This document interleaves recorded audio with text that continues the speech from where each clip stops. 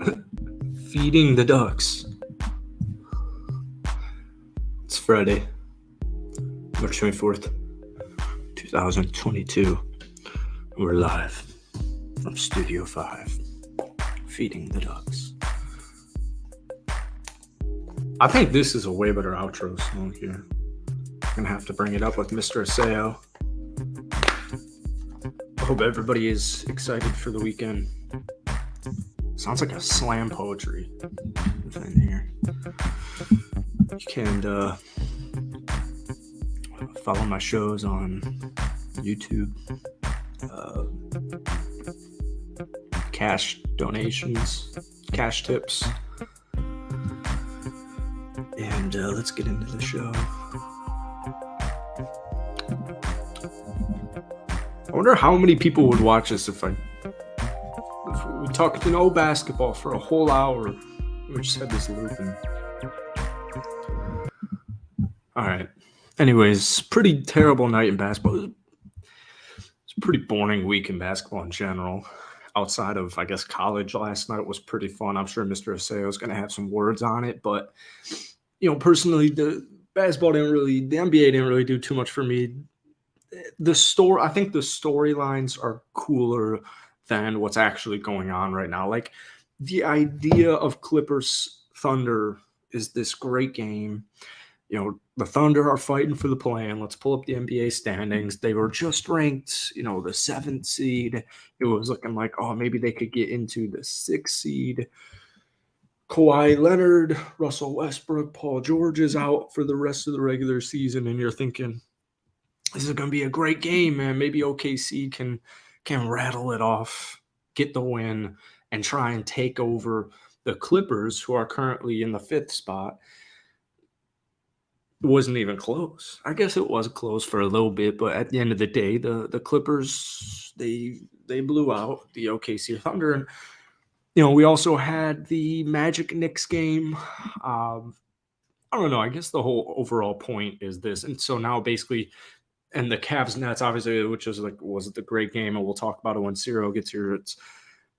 That game was actually a pretty fun 4 or so final minutes, but I don't think the storylines itself, outside of like the Cavs Nets game, I think it's the storylines themselves that are kind of keeping it interesting. I saw a video yesterday. I didn't watch it, but I saw somebody make a video about how the NBA play-in is saving basketball. I wasn't under the impression that basketball needed to be saved. I didn't know basketball needed to be saved. I guess it did. The play-in is pretty cool. We'll pull up. I'll share my screen here, and we'll just kind of speculate stuff here. I personally don't really need the play-in. Overall, how satisfied were you with your Google search experience? It was good. How interested are you in this sport? Oh, here, we're not going to get into that. 6 seed is the cutoff for the play-in. All right, so you have 7 to 10 right now. If the NBA season, actually, you know what? I have an even better tweet, but we'll save it for when Cyro gets here, so we can do even more speculation. So here's the NBA standings on the west or in the East. You have my Bulls. And they got a 1.5 lead over Indiana. If there was no play-in, we'd be a 1.5 outside of Atlanta, right? I think that would be way more interesting than what's going on right now. Now, the West might be a little bit different. We'll talk about the West in a second. But, for example, raise your hand if you're watching Toronto Raptor basketball games right now and you're not a Toronto Raptor fan. You can't see my whole room, but nobody is raising their hand. Let's say, and I'm talking, this is more casual based. This isn't like, if you're watching the show right now, you're probably interested in these games. But for your average basketball fan, let's say March Madness wasn't on tonight. Are you watching the Atlanta Hawks play basketball? Unless you're a Hawks fan or a diehard NBA fan, no one gives a shit. But if it was the top 8 seeds, well, I'm thinking, oh, shoot, Atlanta has a 1.5 lead over me. I still have to climb over through Toronto. The Miami Heat are running away with it. The Brooklyn Nets are struggling a little bit. I kind of want to tune into this Hawks game tonight a little bit, especially at the end, because I need them to lose. I need them to lose so my Chicago Bulls get in. When in reality, I love basketball, but even Hawks games right now at this point in the season and Raptors games, I love my Toronto Raptors. I love the fans, but there's, it's not must watch basketball. But if they were a game out of the 8th seed and they were trying to get into the playoffs, I think more people would actually be a little bit more interested in watching that game. Now, when we take a look at the West, it's a shit show, really. It really is. So right now the cutoff would be Dallas. And I think we can all agree that right now the Western Conference that's the vibe. I think it's kind of saving the end of the regular season right now because the East is cool, but maybe I'm sure even Celtic Sixer fans a little differently. The only people in the East who probably care as far as top 6 right now about every single night are, the Bucks. Obviously you want seeding, but how important really is seeding? Are Cavs fans dying to get home to watch from work to watch the Brooklyn Nets game? I don't know. If you take a look at the West, you have Dallas there at 8, but it's a 2.5 game lead or trailing from Phoenix. So realistically, you have 4, 5, and 6, and we'll throw the Timberwolves in there. They're all they're just trying to stay alive. They're trying to stay into it. If it was top 8, this is the top 8 theory. Dallas, New Orleans, Lakers, Thunder would all be tied for the last spot. And with tiebreakers, it would go to Dallas. They'd all be tied for the last spot right now. So I'm sitting here thinking I like the Pelicans game last night. If I didn't have a daily live NBA show, I don't give a shit about the game. They did play Charlotte, which should be taken into consideration. But if I'm a Lakers fan and I desperately want the Pelicans to lose because they're still right there with me, they're tied at 13, I might be a little bit more inclined to watch that Pelicans game, or especially the end. So that really is just the point there. And I don't know if I would imagine most people don't agree with me because of that YouTube video. And, everyone's kind of loving this playoff. And it is awesome seeing the storylines head into the playoffs. But I think I don't think the plan saved the NBA at all. I'm not a fan of the plan. I'm a fan of the play-in games itself, but as far as closing out the season, I don't think it saved the NBA. So here's the plan. There's just the playoff picture. And this changes every single day. It literally changes every single day. It's really important to get 7 or 8. I don't believe in the history of the play-in tournament, which has been going on for just a handful of seasons. I don't believe any team not named 7 or 8 has missed the playoffs. So I think getting the 7 or 8, it might not seem that important, but it is a little bit important. If the Lakers finish as the 9th or 10th seed, personally, I'm not going to feel as good as if they were 7 or 8. The Lakers are my sleeper team in the West, but if I have to play the Pelicans or the Thunder or the Jazz at 9 and 10, and I win that game, well, now I got to play right now Minnesota or Dallas. It's just 2's harder than 1. Simple math equation. So, yeah. Play-in's looking good. Cyro comes at a perfect time. Boom. If the play-in started today, it doesn't matter because the play-in would be Chicago versus Toronto, Atlanta versus Brooklyn. So that would end up having Atlanta versus Boston, Milwaukee versus Chicago. Then on the other side, you got LA playing Denver, and you got yourself Dallas playing Memphis. That's weird. Damn, I didn't think about that. What was your whole argument? Think about what? There is no argument here. No. With the current, because this is if it ended today, this is how it would look.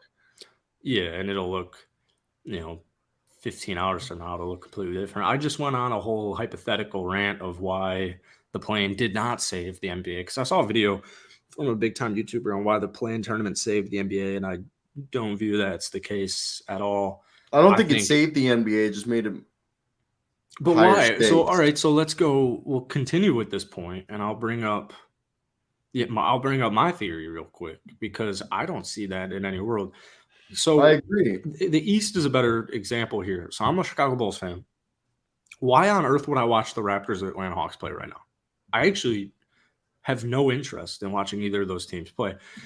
And this is more from a casual standpoint, even if the top 8 teams got in and there was no play-in, I'm turning on the Raptors fourth quarter if I'm a casual Bulls fan, because I need I don't want the Raptors to, or I not only want the Raptors to lose, I need the Raptors to lose. Mm-hmm. I like, and granted, the Hawks and Raptors seasons haven't gone great, and I like watching basketball, but like, I don't have any interest, even having a daily live NBA show. I don't have much interest in throwing on an Atlanta Hawks game, on a Friday night when I have much better. I could watch my Chicago Bulls, I could watch the Houston Rockets, I could watch the Lakers. I think if it was the top 8 seeds, I actually think it would be a lot more interesting right now. The play-in, but what I said was the play-in is interesting. So once we actually get to the play-in, and once there's like 2 games left of the play-in, or till the play-in of the regular season, then things are going to get to what I was just talking about. But right now, from a night-to-night basis, I don't really have a reason to watch the Utah Jazz play basketball or the OKC Thunder to play basketball. But if it was top 8, it's like, oh, shoot, where are the Lakers? Like, I need this team to freaking lose right now. I guess I just like, I don't know, the way I see it is, you remember when the NFL made Super Wild Card Weekend a few years ago? Super Wild Card Weekend. Because you remember it used to be 2 teams would get bye weeks. Now it's only 1 team gets a bye week. Oh, so yeah, it used to just be normal Wild Card Weekend. Now it's Super Wild Card Weekend. Yeah, because there's 1 extra game because they added an because you remember it used to be the top 2 seeds would both have a bye, and now it's only the number 1 seed has a bye. 2nd seed also has to play in the wild card, which was a good call. It was a great call. Yeah, and I think the play-in is kind of similar to that. I don't like comparing sports. I don't think it's anywhere close to it. Well, the play-in, you're right. The play-in itself is a little bit more like Super Wild Card Weekend. That's what I'm saying. The tournament is great. It's the wild card of the NBA. Yeah. And so you could argue the play-ins can be more interesting than a normal 1 to 8 team. Yeah, when teams go 1 to 8. Because especially with like the second chance opportunity, like a team that lost that was a 7th or 8th seed gets another redemption chance, while a 10th seed has to win 2 games to make it to the postseason. So it kind of creates this like mini March Madness feel over a 3-day span. Yeah. I don't think it saved the NBA. I just think it created higher stakes. Yeah. Does that make sense? It's just the counter to that is it's instead of just like, I get it. I do. I don't like comparing sports, but the last 3 games of the season are kind of like your Super Wild Card weekends, but they also are with or without the play-in. Yeah, no, completely. So I don't know. I don't mind the play-in at all. In theory, I like 1 to 8 better. I think once the play-in comes, it keeps teams into it. It keeps my Bulls into it. It keeps the Jazz into it. So, yeah, no, I definitely think it's interesting. Sorry, I just updated the thumbnail for the stream. Either way, I think it's interesting because, dude, I swear on Twitter last night, I got off work. I'm like, let me go through Twitter to get an idea of what's going on. And I think I saw 6 NBA Twitter users tweet out the Western Conference standings. Yeah, it seems like a good way to go viral right now. I was like, well, I can't believe this. And it's just a picture of the West. That's literally, dude, I swear I saw that 6th time where it was literally like the Western Conference standing and it's like the eyes, like, you know what I mean? Yeah. And it's just like fire emoji. Yeah. And it just shows from like the Phoenix Suns down to the Utah Jazz. And you're just like, that's the whole screenshot. And it has like 1.2 million views. And you're just like, I think Yeah, right. I just saw this on my timeline 3 times in a row from 3 different people.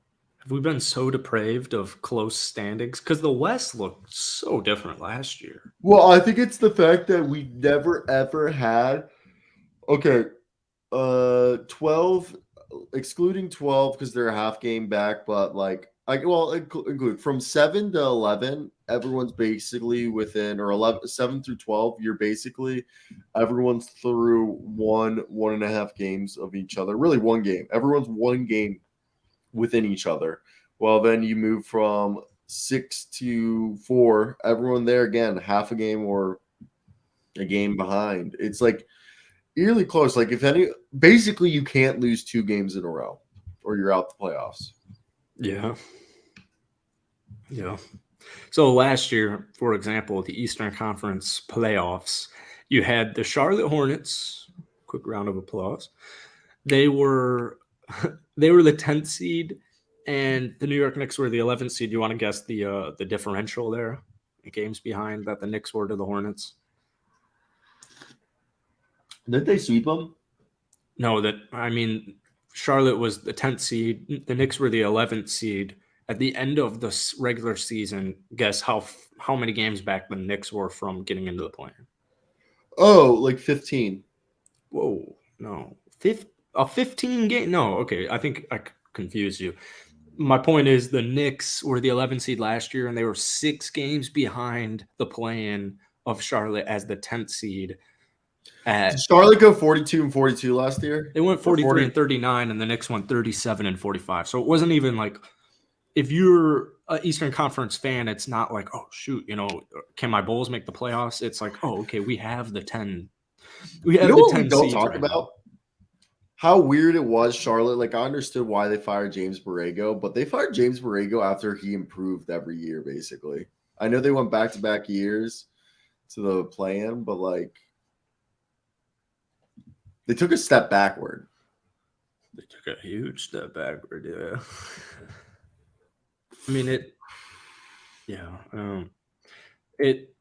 So that was their first 40-win season since 2015, though. That's what I'm saying. The Hornets? Yeah, but they theoretically were, it was 2 straight years in the plan. But the first year they made the plan, they were 33 and 39, which is I guess they really just wanted to go in a different direction.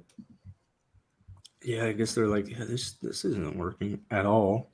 I'm pretty sure he wasn't over last year.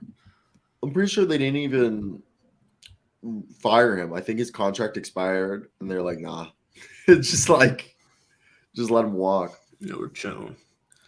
You want to know a quick theory? For what?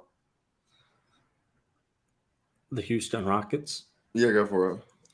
So when the Lakers beat the Nuggets in the first round of the NBA playoffs, Coach Mike Malone will get fired, obviously, and the Rockets should look into Mike Malone. I was going to say Kenny Atkinson. I think he'd be a good coach. I just love Mike Malone. I think coach. I think he's a great players coach. I think he's a good coach too, but I just don't. But I don't know if he's the Mark Jackson to Steve Kerr. Like, is he the type of guy who sets up for the guy that'll replace him who will actually win the championship, you know? I don't know. I just like Mike Malone. I do want to say I do like Mike Malone because I liked what he did in Sacramento. And we'll see what happens. I know he's on the hot seat depending on their playoff outcome. Oh, yeah. We do have news that Ty Lue is considering potentially stepping down as the head coach of the Los Angeles Clippers this summer. Was it with the Cavaliers that he had, 2 months he stepped away from the game due to crippling anxiety? You remember that? Crippling anxiety. You don't remember when he was with LeBron, he had to leave the team because he said he had such bad anxiety. He couldn't eat. He had lost 30 pounds. and he was like having trouble getting out of bed. And he like went to like a mental health. What the hell was his deal? Yeah, There's worse things in life to be anxious about rather than being the coach of an NBA team.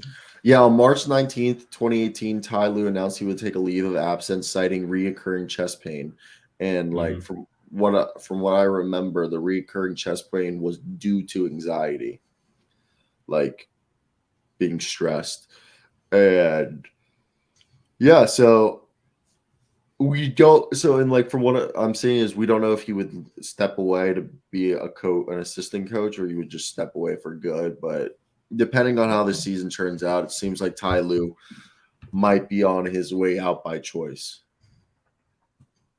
Wild. Yeah, that's coming from Jake Fisher. Take a guess on how old Ty Lue is. 51. 45. I know. I didn't know that. It's not very Also, old. I have a theory that NBA YouTube this month is absolutely dead.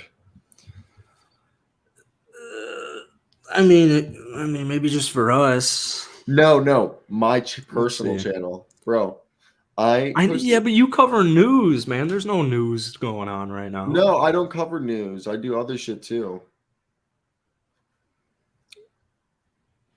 Like I cover. First, I'll go to your channel, but Dead. Oh yeah, I guess you do recaps. I do recaps and just like talk about the teams in general.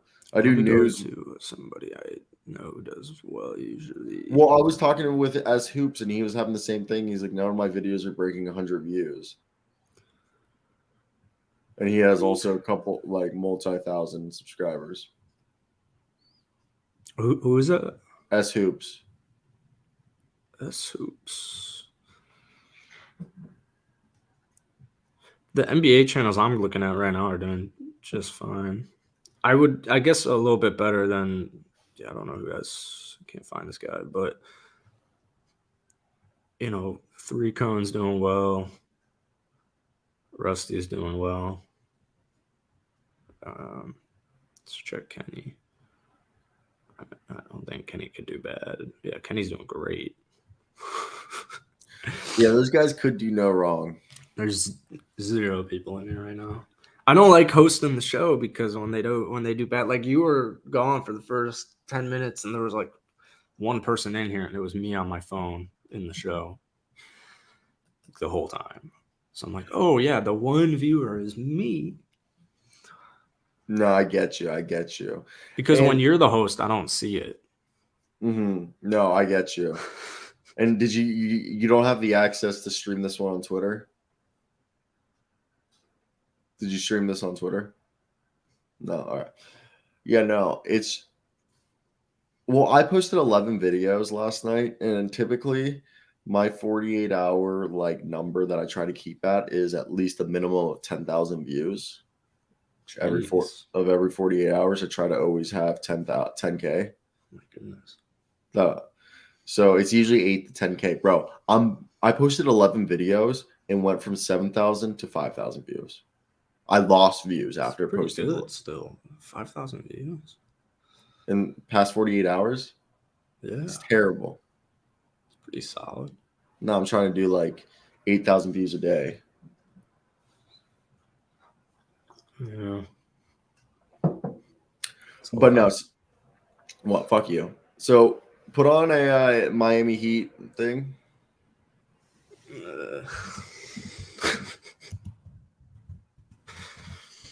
You want me to do it, buddy? I'm doing it.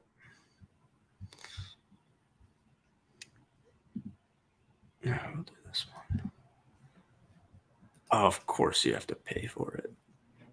Every fucking picture I click is behind a paywall. What paywalls are you clicking on? That was the Miami Herald. Oh, you got to right click here. I already got a picture for you. Just share my screen. Just go to Google Images, right click, open image in a new tab. Exactly what I do. Really? Okay. The Miami Heat, along with, I don't know. I was gonna say maybe the New Orleans Pelicans, but I don't even know if the Pelicans will make the playoffs. But what I do want to say is that the Miami Heat, Jimmy Butler came out and said that I don't start playing till after the All-Star break. My question is the Miami Heat a team that people should be scared of, or are they just, not that good? I could also see the Miami Heat being a team that next year is better than this year. Yeah, the Miami Heat will make the second round, and it might kick out. It might fire Doc Rivers and kick out James Harden. We'll see who it is.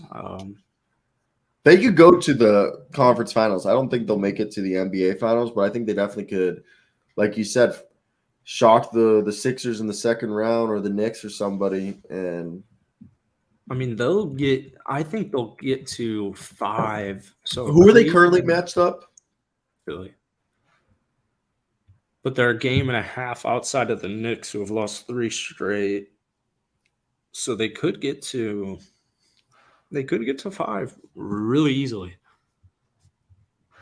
I think when I think of a team like the Miami Heat, they're just winners. And winners win. And Jimmy Butler wins. Bam Adebayo wins. So I'm terrified of the Miami Heat if I'm a first round matchup. Like, are you kidding me? If I'm Philly, I could have played the Brooklyn Nets. Now I got to play the Miami Heat. It's like, great. Let's try and get to that 2 seed. Let's do everything we can to get back to the 2 seed. So the Miami Heat are going to make some noise.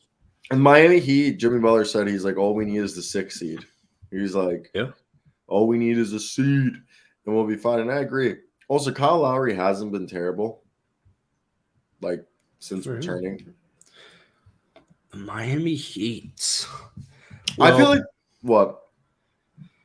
I think I don't know. I think maybe the way their season's gone turns people off because the Miami Heat were a game away from making the NBA Finals last year. I mean, they were what? Steamrolled Atlanta. They steamrolled Philadelphia, which would happen again if they were a shot away from making it to the NBA Finals. Yeah, they lost by 4. I gotta remember watching that game when Jimmy Butler took that. One of my last names, and one of my last days in Chicago, and Jimmy at 35. A playoff Jimmy Butler is terrifying. They did have PJ Tucker. That's tough. You know who's been somewhat underwhelming? And I thought he was going to be like an absolute dog for this team. Like I thought. Depot. I mean, he actually kind of had a quiet year this year, but Kevin Love, like he might actually be over the hill. Well, like that's the whole thing with buyout candidates, and I've never quite been able to grasp why it's. There's a reason why they're getting bought out. Yeah. There's a reason the team doesn't want. Yeah. There's very seldom where a guy gets bought out who's actually still good. Yeah. Like the best recent case I can think of is Andre Drummond, and he was still huge letdown for the Lakers 2 years ago. I was trying to think of didn't the Warriors get a buyout guy or the Lakers get a buyout or the Cavs? One of the more recent championship teams had a buyout guy. Kevin Love, though, 38 from the field, 28.6 from downtown. That doesn't work. Like he's showing up in all the other areas, but the area that they needed him to show up the most. The only reason they wanted him. Yeah, and was to shoot threes and score threes. We're hearing Max Strus isn't coming back. Max Strus got hurt? No. Oh, to the Miami Heat? Yeah, free agency. Like they're not going to be able to afford him. And then Victor Oladipo, I mean, last year he only played 8 games, and in those 8 games he was an absolute dog. This year, the efficiency isn't there, and it seems like the injuries might have started to take a toll. Yeah, he's been completely injured all season. He had that really nice stretch. I can probably find it here. I had him on fantasy. It was before his second to most recent injury. Yeah, it was the month of January. He was playing 30 minutes off of the bench. 42 from the field, 31 from downtown, but he was giving you 12.5 points, 4 rebounds, 4.5 assists, and a steal and a half per game. Post All-Star break, this man has been extremely injured, but so even when he plays, it's been miserable. 7.8 points, 35.5 from the field and from downtown. Downtown numbers are not bad, but yeah, I thought, and there's still this hope that that DP can come through for him in the playoffs. He's banged up right now, though, so I don't know why. I guess that's a huge concern. Is when is that ever going to change? I hate seeing the tweets that he fumbled the bag from Indiana where he was about to get paid because the man just hasn't been healthy. Victor? Oh, yeah. Also, they've made Gabe Vincent their starting point guard, which I think it works right here. I just don't think you want to go a full season with Gabe Vincent as your starting point. Yeah. I think this team just injuries bit them back, and they tried to run it back one more time, and it just hasn't worked. That's the thing is they're still winning. They've won 4 of their last 5. Oh, yeah. No, that's why they're still a dark horse team. Unless they win a championship, I still expect this team to look rather different than next year. Or rather different than this year, next year. Yeah. I think that Tyler Hero contract is so shitty. It's like a step below Levine where it's like you don't want to lose this guy. What do you mean? Duncan Robinson's worse. Oh, yeah. Well, that was the first no. But it's just like Tyler Hero's being paid like a non – he's getting paid like he's Jordan Poole and Anthony Simons. But that's the thing is both of those 2 contracts look like unideal. Like you don't want to lose at the time 22-year-old Tyler Hero. I don't know. No, it's weird. Extended? What? Yeah, 4-year, $130 million contract. That's what, 32.5 a year for 20 points a game is. I don't know. It's not like Tyler Hero is bad at all. Tyler Hero is definitely not bad. He can show up when it matters and make some big points and give you a bunch of points. He's not afraid of that, taking that big shot. It's just as far as your team outlook goes, paying Tyler Hero $32.5 million a year to give you 20 points with minimal defense is it just with him, Lowry, and Dunk, they're just limited with what they can do. They are very limited. I just think that we need to go out here and what up, Rocket News, buddy? No, I think again, I still think they're a scary team. It's the Miami Heat. Yeah. For the last 10 years, they've been scary, but unless they win a championship, which again, they're a dark horse to do, but it's not the most likely thing. This team is going to look rather different next year. Obviously, Jimmy Butler and Bam stay, but the rest of the core, you got to make some moves. Kyle Lowry's contract, also another terrible one. They have 3 terrible contracts in Duncan Robinson, Kyle Lowry, and Tyler Hero. Yeah, the last time they didn't make the Eastern Conference Finals, Dwayne Wade was on their team. So 3 straight years they made the NBA Finals in the bubble. But 3 straight years. And I think 2021 is a good example. Miami finished 40-32 in the season, in the condensed season. They got the 6th seed, lost in the first round. So it's like they got swept by the eventual champions in the Milwaukee Bucks. So it's like, are we going to see last year's Miami Heat team? But keep in mind, Miami was ranked number 1 last year heading into the playoffs. So it wasn't a surprise they made it to the Eastern Conference Finals. We're going to see 2 years from now where they struggled in the regular season and struggled in the postseason. I mean, Milwaukee was Milwaukee's always going to be a tough matchup. But which Heat are we getting?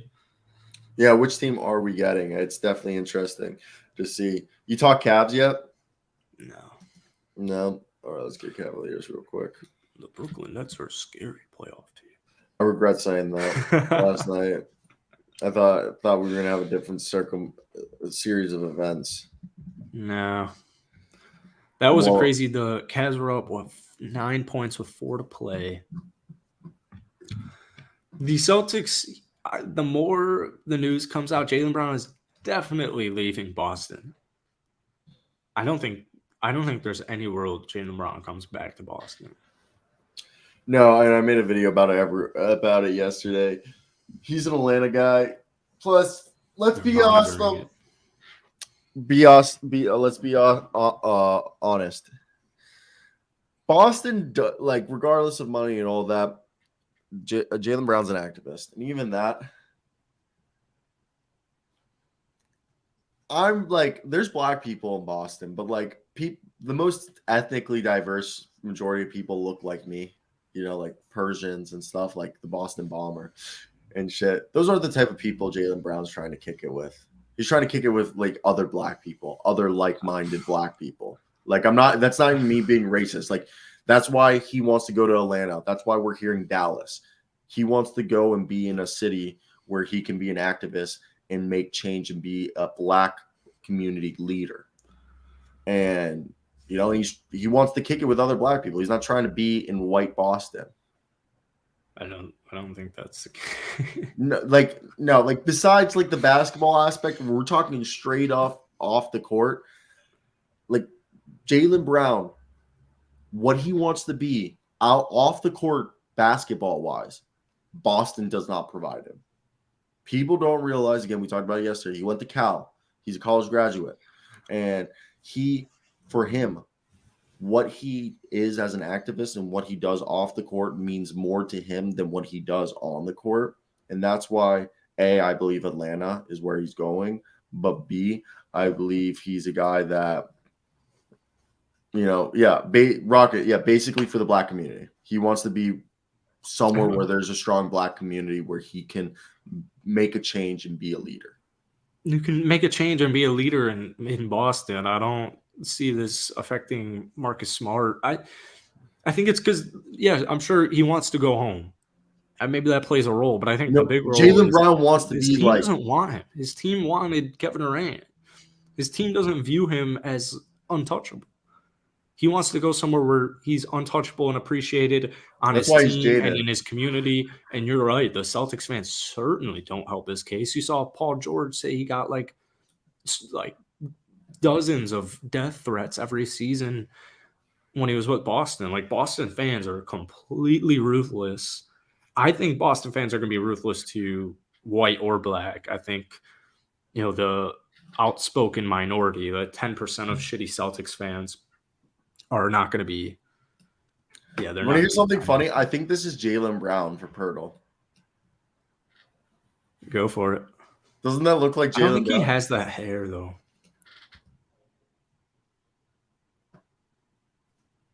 Yeah. Damn. Not even in the East. Kind of looks like hard forward. It's never gonna be Kendrick Williams. It was one time. He's old. He's an older gentleman. He's a smaller, older gentleman. All right, so he's on the Kings, Lakers. Small gentleman. He's on the Kings, Lakers, Warriors, or Kings, Lakers, Warriors. Is that Steph Curry? Steph? Might be Steph. Oh, he's on the Warriors. Oh, that's got to be Gary, no? Oh, my God. Yeah, there you go. The headband always changes.